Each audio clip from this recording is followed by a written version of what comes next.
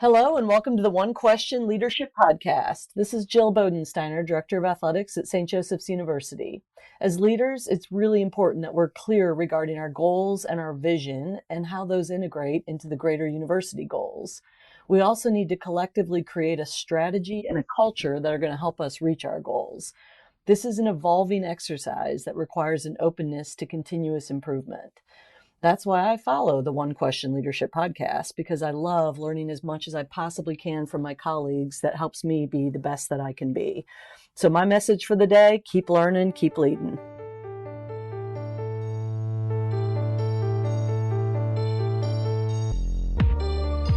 Greetings, this is Ty Brown and welcome to the One Question Leadership Podcast, where we highlight executive and organizational leadership. Be sure to follow us on Twitter at 1Q Leadership. Our guest today is Sean Frazier. Sean is the Associate Vice President and Director of Athletics at Northern Illinois University. Greetings, Sean. Thanks a lot, my friend. I appreciate it. Thanks a lot for having me. Yes, sir. Now, 7th year in the chair, right? So you're not a new guy in the chair anymore. And even when you were new, you had worked for a couple veterans in the profession, and you had some time in the chair at other divisions. So you're pretty experienced in terms of leading athletics departments. But I'll tell you this. I guarantee you never been in a situation like this before, because I don't think any of us have, right? No, true. So. I would true. This is something that is new. It's uncharted waters relative to an emergency plan such as this, and dealing with the spread of a pandemic. You know, this is something definitely new. Haven't seen anything like that. Seen a lot of different things similar, but nothing like canceling seasons, canceling championships, and dealing with a virus of this nature. No question about it. It's a big thing. I've had a couple of people on the podcast switch the focus of the podcast to talk about these things, especially with our community in terms of college athletics, because I really like to know some of the thoughts and questions that an AD that you're asking yourself, and in general, you're asking the industry. I don't even know if you can direct it at anybody specific, but just the questions you have as someone who's leading a department, especially on a Division I level, Division I FBS, what questions that have come to mind over the last 5 days? A whole bunch of changes have happened. Talk to me about what's on your mind as you go. You said you've had a whole day of meetings before we got on this call, and just as you go through the rest of your week, your work day, et cetera. Yeah, so you know what, this is extremely fluid. This is a fluid situation, and when I say fluid, it's ever changing. It changes sometimes by the hour, sometimes by the second or the minute, depending on state intervention, medical doctors getting reports about certain things that are currently happening, testing positive on COVID-19, all these different things. But my first issue, it comes to the safety, right? Health and safety. That's the first thing you think about. You're in an environment where it's extremely fluid in the sense that things change so quickly. You have to deal with the safety components, and a lot of the things that we've done, especially in the past few days, has to do with making sure people are not in harm's way and that they're kept safe, and that we have all the different operational pieces in place. So that's number one. Safety is number one. Number two, obviously, is the direct contact, right? Our student athletes, our staff, our community, the people that we come into contact with day in and day out. So all these different things are something that weigh heavily. You talk about your loved ones, your wife, your family, your children, your parents, all the connected components to this. And I always say, as an athletic director, this is not a job, this is a lifestyle. So you can imagine that the lifestyle is coming in contact with this emergency. There's all these different tentacles that you've got to manage on a pretty high speed, right? So for me, it's all that. It's the safety. It's the making sure you take care of all the different people that are in your life relative to the job or the career or the lifestyle that you have. And then it's about making sure that you are keeping up with the other components, the other people that are connected to your university or your community, and that could be your conference, it could be the NCAA, it could be state officials, it could be the national conversation. So there's a lot of things kind of hovering around that you've got to get into some level of alignment. And that's where it becomes really complicated, because everything is happening at such an accelerated speed that sometimes you just got to take a deep breath. But unfortunately, because there's an amount of information that's flying around, you can't do that. So those probably I threw a lot at you right there, but that's a lot of the stuff that goes on. At least hits me straight in my head. Right. Yeah. Well, the first thing you said was the health and well-being of obviously the student athletes, the people you work with, your own families, their families, et cetera. And that's, I think, the nature of much of what we saw at the end of last week in terms of cancellations and in terms of really just now people going online or however the schools, each individual school or state is handling that. But I think in terms of ADs, you're talking about potential extra years of eligibility. I mean, you just there's a whole lot more beyond once you get that handled. Okay, we've got that what we think we have taken care of in terms of keeping people away from people and not having competitions where people are sweating on each other or fans are there and those kind of things. But then you start thinking about the future, and I'm sure there's a ton of questions you have when you start talking about the future of this whole college athletics. Yeah, and that's where I really get stressed out. Right, I wasn't exactly. stressed out before if I wasn't kind of dealing with multiple different things and kind of juggling five to 10 things up in the air. Now we got the all the other pieces, right? The impact of what's going on, right? So the big thing that the NCAA puts out is talked about giving back the seniors eligibility to the spring sports and having conversations about waivers and things. So the big question there, right, is okay.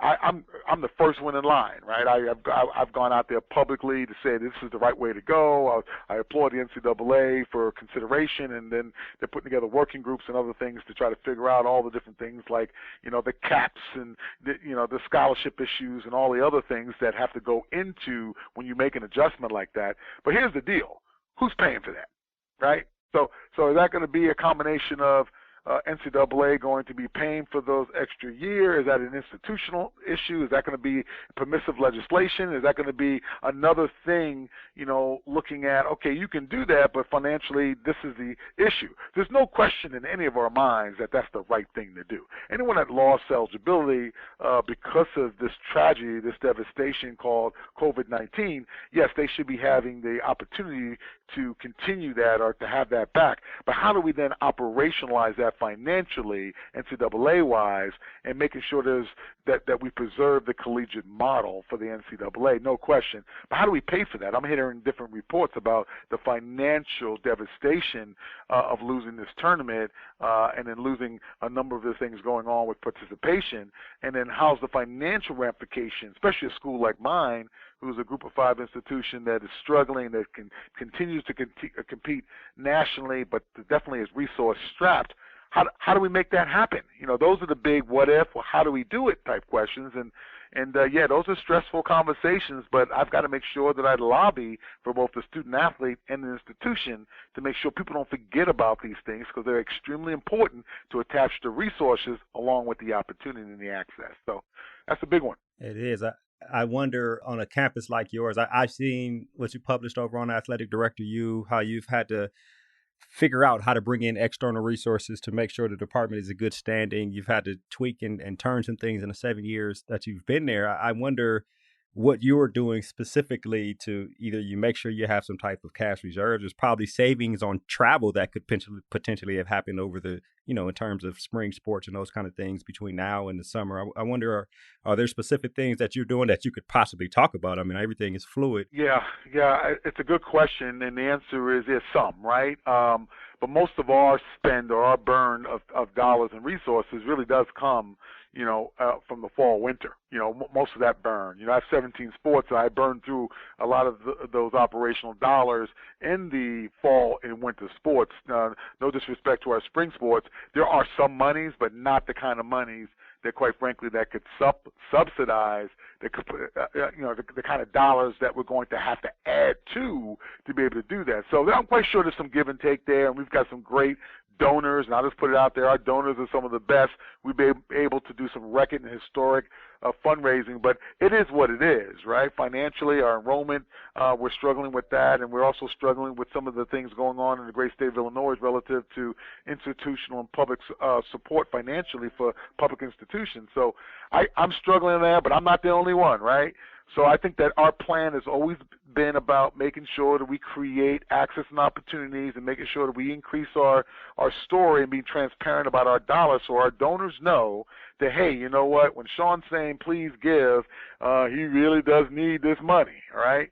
But I still think to operationalize anything in the future, it has to come with some type of financial talk to it. It can't just be just like we've done with the cost of attendance situation to say, okay, that's permissive. If your institution wants to do it, we're not going to say that you have to do it. But at the end of the day, some of the large institutions with more capacity and more resources are able to do it, and then institutions like myself and others are just kind of sit at the curb and watch. One thing you mentioned there is you said most of the spend or your fall. You start talking about fall, right? You start talking about football, and obviously football is very important when you talk about institutions like NIU and other institutions in your conference division and all the way through FBS, and really a whole lot of college athletics. I guess there's a question about how is fall going to look? Is that something you think about in terms of, thinking to the future? Yeah, no, I tell you, it's no joke. This is something that has changed. Like I said, I think just an hour ago, I was in another meeting. This thing is so fluid that it changed by the minute, by the hour. We put a whole plan together. Like I said, we've got this athletic department COVID-19 response plan. We don't even have it on paper anymore. This thing has changed so much. It's like writing a great American novel. This thing changes on a regular basis based on the information that we get, based on the spread of the actual disease. We have to be nimble about it because we're all about practicing social distancing and all these other types of things, but the disease has definitely increased its rate of expansion, and henceforth that changes our schedules and how we do things. And in the fall, it is scary to think that, we keep on pushing back. It could influence, and it might influence what we do in the fall, if we have a fall. So I hate to say it that way to scare people, but the reality is we've got to be nimble enough to understand that, and there's no substitute for daily preparation. We have to continue to prepare on that like to make sure that we contain this virus. That's the number one thing that we need to be working on. Man, you hate to say it, but you talk about cancellations in the fall. That's just like you mentioned earlier. Those are big revenue chunks. That can get tough. Well, no, I think it is. And the other thing, too, that we haven't talked about is the unintended consequences of all this social isolation. So here's the deal. I've talked about this. A lot of people kind of miss this piece, and you'll have it first right on this podcast, is that we're starting to see some significant abandonment and mental health issues with our student athletes that have gone now 0 to 60 in 1.2 seconds, and then we said, stop. We're not going to interact anymore. We're not going to have activities. We're not going to do those things. Go home. Good luck, right? And not to be that gauche about it, but we're saying now, hey, we need to practice these social distancing, and we need to make sure that we stop all gatherings more than 10 people at a time and stay away from people. So now we've got a population, and especially we're dealing with North American sports in general, where it's such a sports crazy type of atmosphere to begin with, and now we're talking to these trained athletes, some of them, training to be professional, some of them this is going to be the rest of their life, and we're saying stop. And it's really affecting a lot of our young people who have been training all their lives, and now they're forced to do nothing or to curtail what they're doing, and we're starting to see some mental health issues and having to make sure that we get in with professionals to deal with that, because it's an abandonment issue. There's all kinds of different things going on that we're seeing unintended because of the fact that we're trying to stop the spread. So we've really had to up our game here at NIU to make sure that we're paying attention to that. We're already a leader in the MAC already about, we've had mental health summits and all these other things, but now because of this whole thing of you can't be together and conjugate and all this other stuff, it's really forced some of these athletes who have never experienced that in their life to be able to say, hey, I'm really having some problems, and mentally I'm really struggling here. So that's the unintended piece, and I don't know if people are tracking on that, but they definitely should be. Yeah, that's interesting. You talk about that, especially someone like you. You had a heavy hand and heavy involvement in ice hockey, right, in a previous lifetime. And then you coached football for a while, and now you work in administration. So you worked with a number of athletes across the board in different sports. And then we're talking about mental health. Routine and regimen is important for us as athletes, right? Now you take that away, and I have a bunch of time on my hands, and I'm expected to focus in terms of online classes or just to be away from my teammates for a while. I wonder specifically the stuff you mentioned. What do you have an example of something you guys are doing that you have implemented in the last couple of weeks for your student athletes? Yeah, well, the first thing is to make sure you're cognizant that this is an issue, right? We already know that for young folks, especially folks, they're hitting that college age, paradigm that this is a critical issue. Suicide ideation, self-injurious behavior is at a very high rate when we talk about college-age students. So right away, we're already dealing with those mental health issues, and it's a national agenda. Now, pretty much what you just said is now we're all the unintended consequences of this social isolation, this working from remote, doing classes, now going back to your venues, not interacting with people. That's creating this flow, right? So again, now we have to be on our A game to make sure that the supports that we had in place before this are more heightened. And some of the things we've done is definitely make sure we put in contact with our campus communities around mental health counseling. We have a partner with Northwestern Medicine, and we've consulted with them, and we continue to bring in professionals and make sure that we are making our referrals crisp, that we're not just saying, okay, we think it's happening. No, we're actually saying, you know what, we got issues. So we're going to bring in these particular people to talk a little bit about, season-ending issues.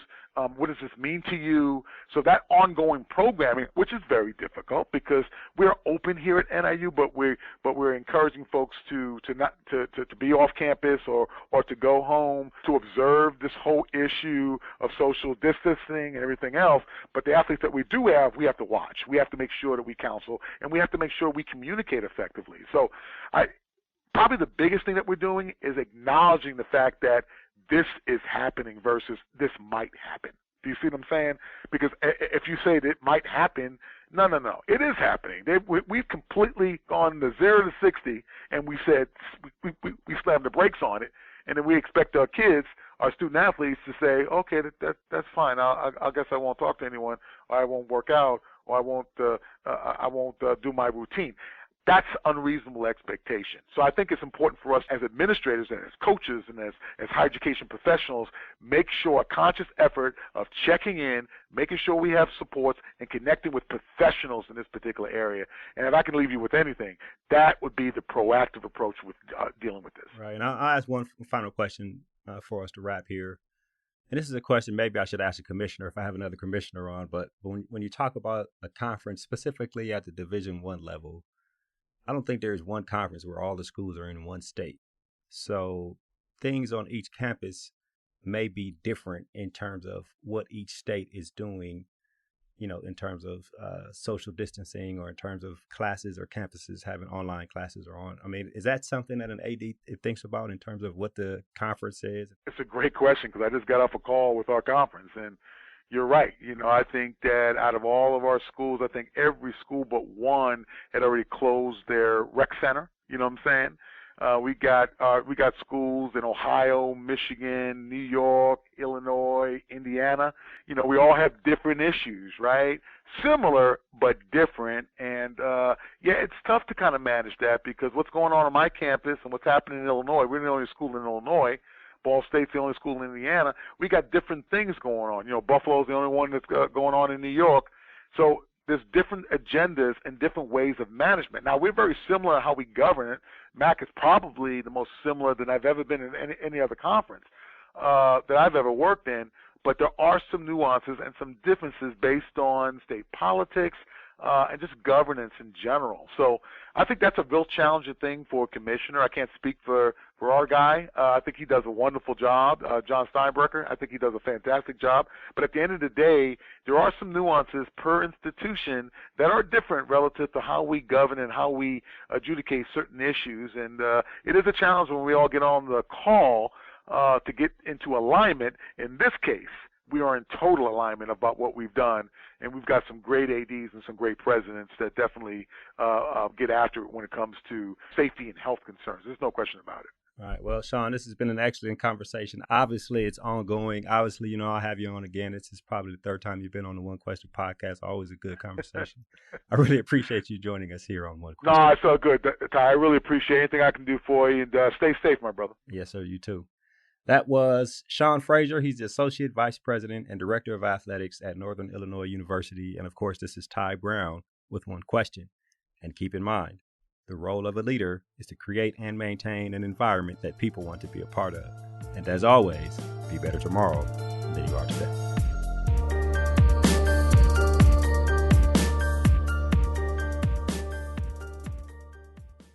This episode of the One Question Leadership Podcast is produced by Spades Media Group, solving problems using creative leadership.